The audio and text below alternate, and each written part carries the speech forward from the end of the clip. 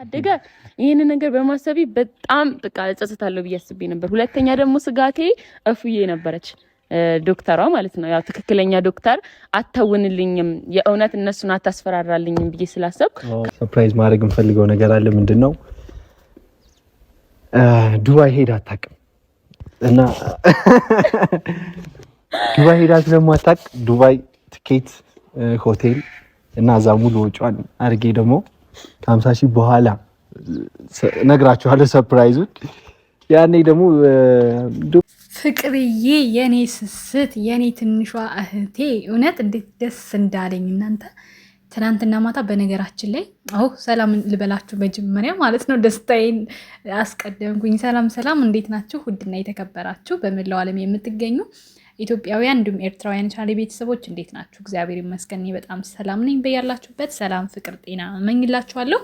ፈጣሪ አምላክ ሀገራችንን ሰላም እንዲያደርግልን፣ ህዝባችን እንዲጠብቅልን ሁላችንም በየሃይማኖታችን እንጸልይ እያልኩኝ ይሄን ቪዲዮ ስትጀምሩ እንደተለመደው ላይክ፣ ሼር፣ ሰብስክራይብ በማድረግ ሰብስክራይብ ስታደርጉ የደውል ምልክቱን በመጫን ቤተሰብ ትሆኑ ዘንድ በአክብሮት እየጋበዝኩ በትናንት ባያችሁት ቪዲዮ በብሩካ ቤት በተለቀቀው ቪዲዮ ላይ ሀሳብ አሴታችሁን በእኔም ቤት እንድሰጡኝ እያልኩኝ የተሰማኝን ሀሳብ ወይም ደግሞ የተሰማኝን ደስታ ለእናንተ ለመግለጽ ነው የመጣሁት ማለት ነው። እውነት ለመናገር ማታ ጥሩ ስሜት ላይ አልነበርኩም።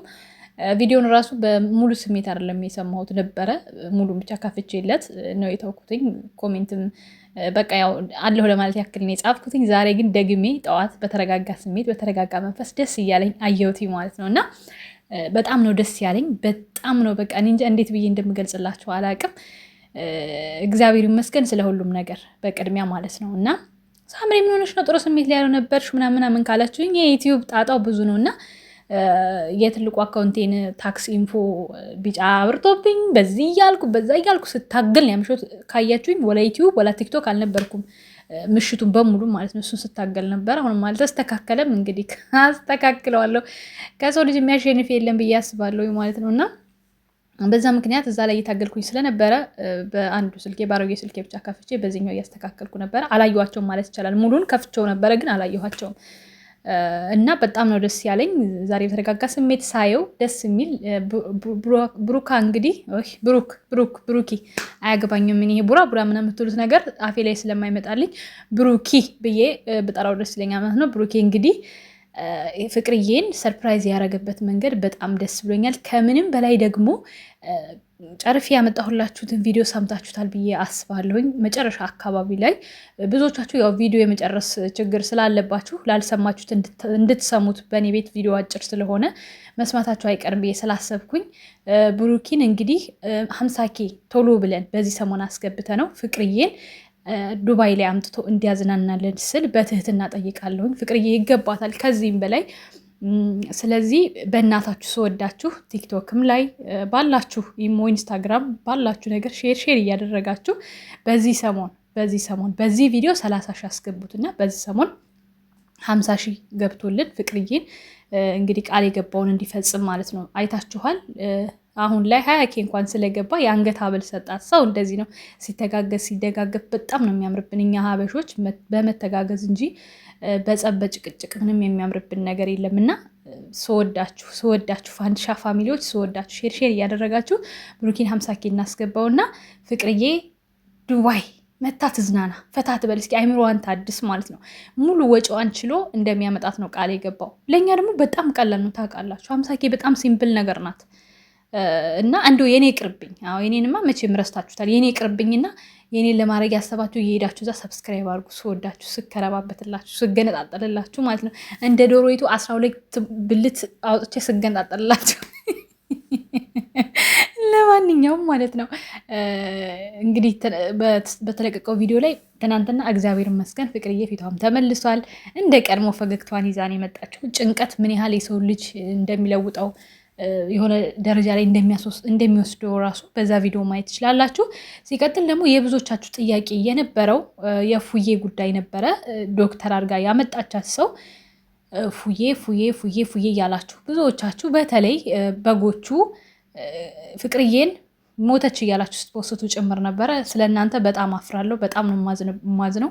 ሰው ሆናችሁ በዚህ ልክ ከማንም ወገን ሆኜ እኔ ይሄንን አልደግፍም። ኢቭን እኔ ሩታ ደጋፊው አይደለሁም አይደለ? እሷን ሞተች ብላችሁ ፖስቱ ደስተኛ አልሆነም። ምክንያቱም በሰው ሞት የምደሰት አይነት ስብዕና የጎደለኝ ሰው አይደለሁም በቅድሚያ። ሲቀጥል ደግሞ ሰውን በስራው ነቅፈዋለሁ እንጂ ሞት አልመኝለትም።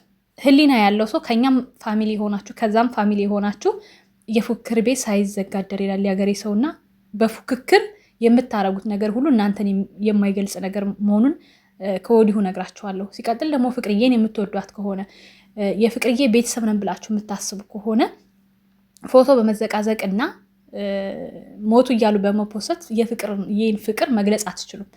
ፍቅርዬ ከዚህም በፊት ተናግራለች። ዛሬም ነገም ቢሆን ብትጠይቋት መልሷ የሚሆነው እኔን የሚወደኝ ሰው ክፉውን ነገር በዝምታ ይለፍ ነው የምትላችሁ። እንዴት ነው እናንተ ቤተሰቦቻችሁን ለማስከበር ስትሉ እኮ ማታረጉት ነገር የለም አይደለ?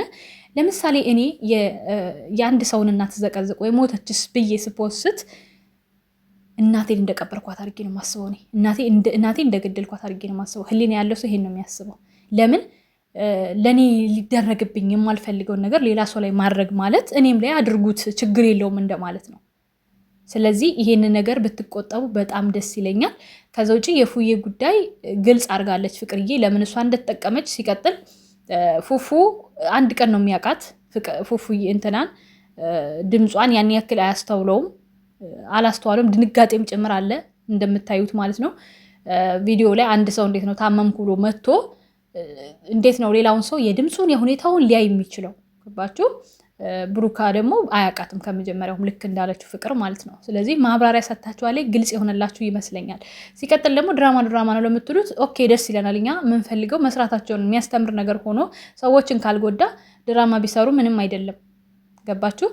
የሰው ልጅ በአሁኑ ሰዓት ሰውን እየጎዳ ራሱ ድራማ ይሰራል። በሰው ልጅ ህይወት ላይ ድራማ ይሰራል፣ እንኳን አይደለም ቪዲዮ ላይ ብቻ ማለት ነው። ስለዚህ እነሱ ፍቅር ናቸው። እግዚአብሔር ይመስገን ሰላም ይሆናል፣ ወደፊትም ሰላም ይሆናል። ነገሮች አሁን ላይ እየተስተካከሉ መስመር እየያዙ ነው። በቅርቡ ሁሉም ነገር ሰላም ሆኖ እንደ ድሯቸው ሲስቁ ሲጫወቱ እንደሚመጡልን አምናለሁ። በዚህ አጋጣሚ ብሩኬ ቆንጆዋን ሸበላይቱን እኔ ሙስሊም ባይሆን እኔ ያለው ልላችሁ ነበረ።